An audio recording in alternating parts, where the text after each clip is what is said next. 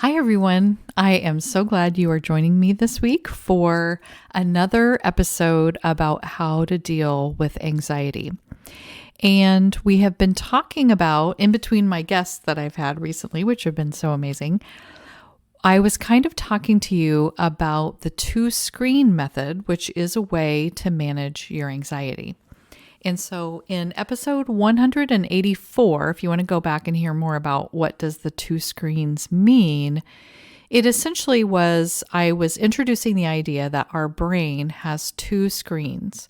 One is in the front of us with all of the things that we love about life and all the things that help us to feel good. And then there's a side screen to the right, just in the corner of your vision, and it shows you all the terrible, ugly, scary things.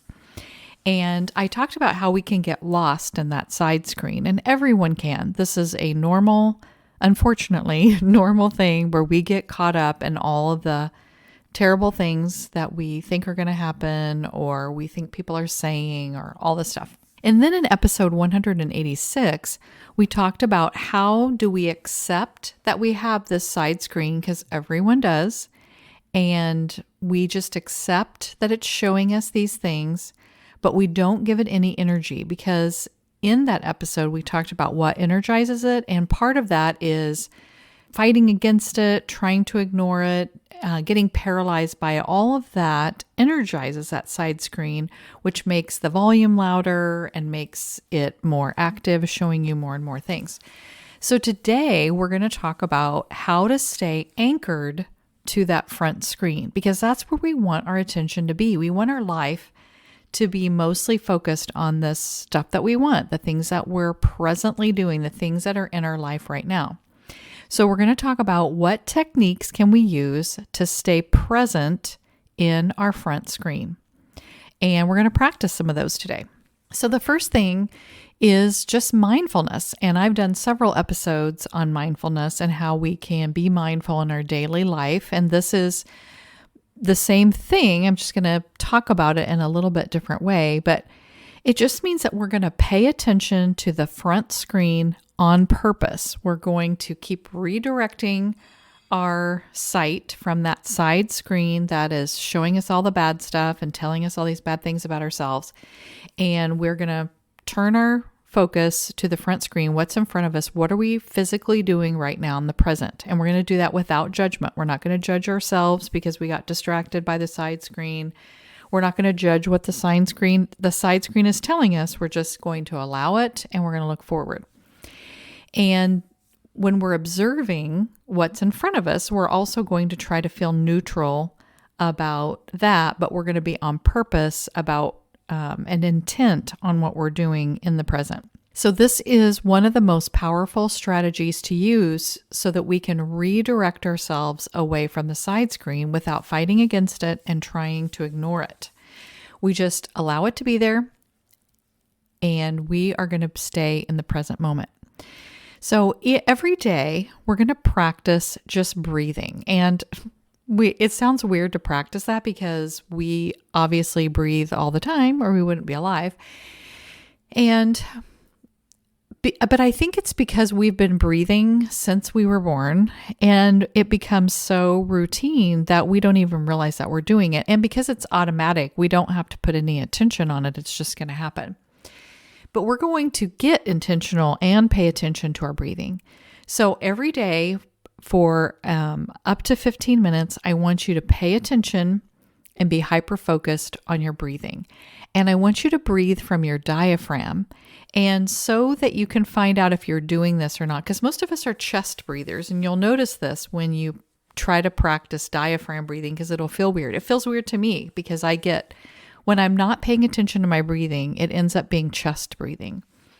So diaphragm breathing, you would put your hand on your stomach, and when you breathe in, your stomach should come out, not your shoulders raising or your chest expanding, but your stomach, your belly area expanding, and then trying to push all of the air out.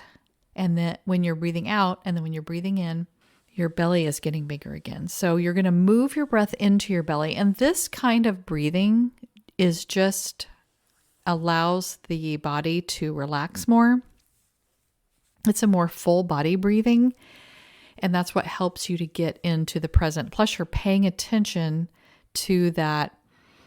You're feeling the breath go in through your nostrils and down your throat and into your chest. And then you're going to feel it going out of your chest and out of your nose, maybe out of your mouth or into your mouth. You're going to feel you're going to follow it and you're going to feel it as it comes in and out.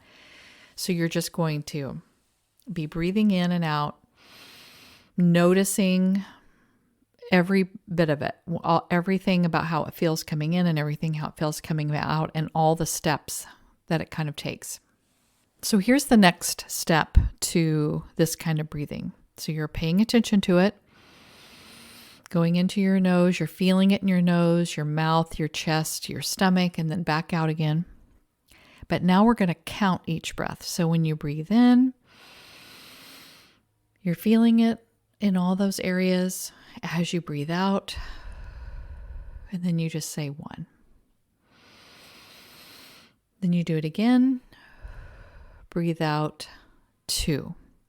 And you're going to count 4 exhales, and then you're just going to start back at 1 again. So you don't have to count really high or anything like that. You don't have to remember some random number that you're on. It's just 1, 2, 3, 4, 1, 2, 3, 4. And all I want you to do, because this is so easy because we're breathing anyway, and we're just not paying attention to it. So now we're going to pay attention to our breathing for about 10 to 15 minutes a day, and that's easy. And again, I've talked about this before too, but we want to practice these things in our just everyday life when we are not triggered in any way. And when we're practicing it like that, we're creating those pathways in our brain so that when we do have a lot of thoughts coming at us at once, or we're getting panicked about something, our brain can still remember these steps and do these things when our mind is going offline. And your mind's going to wander. I mean, for 10 to 15 minutes when you're doing this, at some point you're going to start thinking about the things you need to do, or maybe your attention might get sidetracked to the side screen for a minute. Just keep bringing it back to the present, bringing it back to the breathing.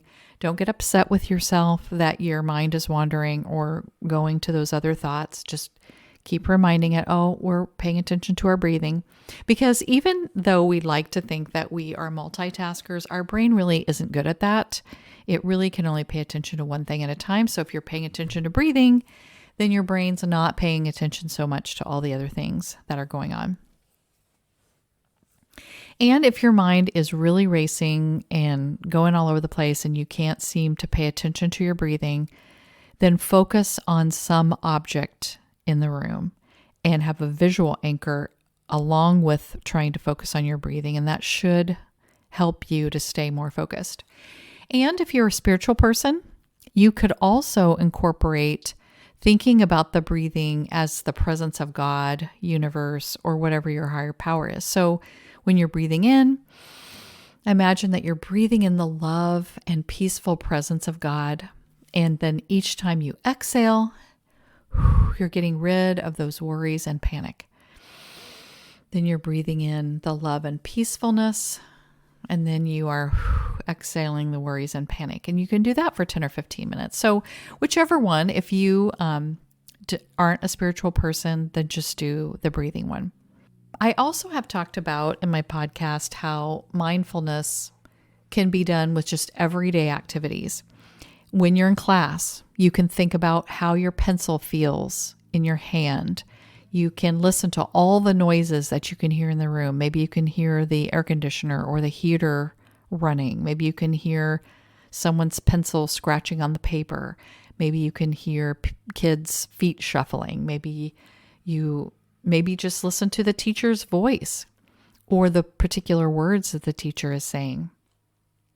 And then you can also think about what can you see and what can you taste and what can you smell in the room. And so all of those things keep you grounded and mindful about being in the classroom. And you can even do that with just daily tasks that have become rote, just like breathing. We don't think about breathing because we do it all the time. Maybe when you brush your teeth, you aren't. I know when I brush my teeth, I think it's a boring task. I do it, and I would never not do it. But there's a lot of times when I'm like, when is this going to get over? And so you could do it. You could be mindful about your toothbrushing. Like, what does a toothbrush feel like in my mouth? What does it taste like? What does the brush feel like in my hand? What color is the brush? All those kinds of things. And I have an electric toothbrush, and so there's like a vibration feeling, and I could focus on that. In whether it's the brush in my mouth is vibrating or the vibrating part on my hand. Sometimes when you're emotionally flooded and you can't seem to redirect yourself, you do need to find other ways to ground yourself. And so there is another technique to get you into the present moment. And that's just called grounding. And I talked about it a little bit ago when I said, if your mind is wandering so much, try to find a visual anchor.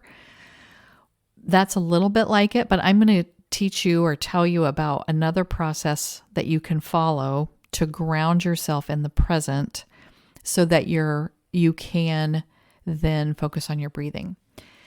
So when you ground yourself, you're just becoming hyper-focused on the surroundings and using every one of your senses to become aware of those surroundings. So when you take your deep breath in, when you're grounding yourself, hold it. And you just have to hold it for 3 to 5 seconds. But there is sort of a tension that happens in your body when you hold it. And then you slowly release the air. And when you're releasing, you just tell yourself, let go and relax. And then you just do 2 breaths for this one. So you're going to take that deep breath in and then hold it. And then release it. And you're just telling yourself to let go and relax. Then I want you to start with your hearing and listen intently to all the sounds that you can hear around you. And make that be your only job, is what can you hear? And just don't worry about anything else but what you can hear. I can faintly hear the fan in my computer running. I hear the tick of a clock that's in this room.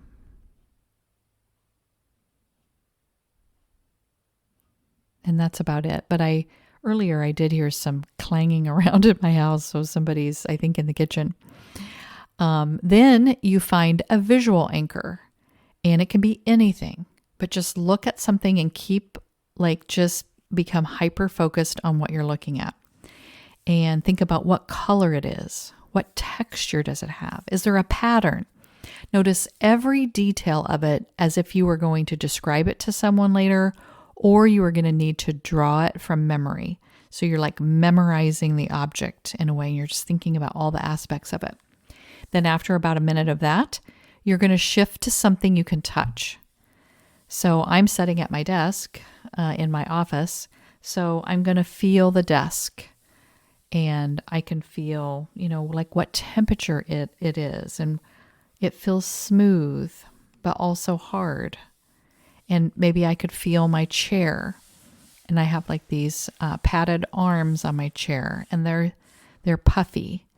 And then there's a harder part on my chair. So you can feel and notice all the sensations. What's the fabric of something that you're sitting on? And mine's like a faux leather. But I also have a blanket on my lap because I'm always cold in here. So, I could feel the blanket, and it feels soft and fuzzy. Also feeling the pressure of your feet on the floor, or if you have your hands in your lap, the heaviness of your hands, or what do your hands feel like when they're clasped together. Then after about a minute of that, you're going to switch to what can you smell? What smells can you identify? And I always think this one's a hard one. Sometimes when I'm doing a mindful walk outside, it's really kind of hard to identify, what are you smelling? Like, is it dirt? Do leaves have a smell? I don't know. But in a classroom, you're probably going to have some different kinds of smells. Hopefully there's something good. Like, I always love it if someone has a really great fragrance on. I enjoy that. But I'm going to probably teach about this at a different time, but there are things that you can carry with you that have good smells that you could just smell to keep you present. I didn't even know they had these. One of my clients who has anxiety was telling me about it. And then it made me think about, I have this Vicks inhaler that is like an herbal one. So it just has menthol and some other kind of essential oils inside of it. And every night I just love breathing that in. It just sort of opens up my passages and I just enjoy that smell. So you could have something like that in your pocket or in your purse or whatever, or in your backpack. And so if you were needing to ground yourself, you could just smell a smell that you really enjoy. But you're just being curious, like a detective, about, what are you noticing about your environment? Now, this can take a little bit of time, and it's definitely a practice that if you have a more leisurely time or you're not really panicked or anything, that's probably the best one to do because you want to try to get all your five senses in. But sometimes you're getting ready to give a speech, or you're getting ready to, I don't know, go on stage or something, and you don't have, minutes and minutes to set and ground yourself and think about all these things.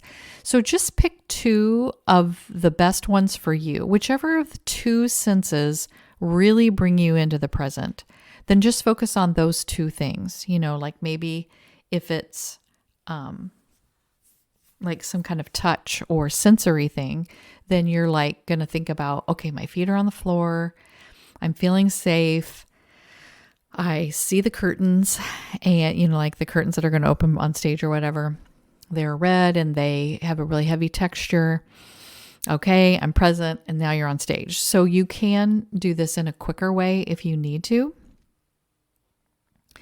But once you're grounded, you just go back to redirecting and accepting what is showing on the side screen. You don't have to really look at it because you're redirecting back to the front, and then you're accepting that things are going on the side screen and you're not judging them. You're just neutral about them. They are there. That's what happens. There's nothing wrong. You're just going to move forward and you're going to look forward and think about what's going on in your present. So I hope these grounding mindfulness techniques help you, and we'll talk more about it next week. Talk to you soon.